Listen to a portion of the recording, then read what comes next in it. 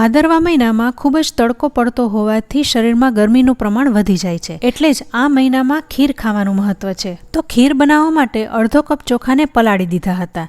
હવે આ ચોખામાં 1 કપ પાણી ઉમેરીને બાફી લેવાના છે. 3 વિસલ વગાડી લઈશું. આ ખીર બનાવવા માટે ગાયના દૂધનો ઉપયોગ કરીશું. તો કડાઈમાં 3 કપ જેવું મલાઈ સહિત દૂધ ઉમેરી દઈશું. હવે ભાત પણ તૈયાર થઈ ગયા છે, તો આ ભાતને મેશ કરી લઈશું અને સાથે 3 ચમચા જેવું ગરમ દૂધ ઉમેરીને ઉકળતા દૂધમાં મિક્સ કરી લઈશું, એટલે ખીર છે ને એકદમ ઘટ બને. હવે ફરી ખીરમાં 1 કપ દૂધ ઉમેરી દઈશું, એટલે કન્સિસ્ટન્સી એકદમ પ્રોપર થઈ જાય. ખીરમાં હંમેશા સાકરનો ઉપયોગ થાય છે, તો અડધો કપ જેવી સાકર ઉમેરી દઈશું. ત્યારબાદ પલાળેલી બદામની સ્લાઇસ અને થોડું એવું જાયફળને પણ ઘસી લઈશું. સાથે કેસરવાળું દૂધ પણ ઉમેરીશું, એટલે ખીરમાં એકદમ સરસ સુગંધ આવે.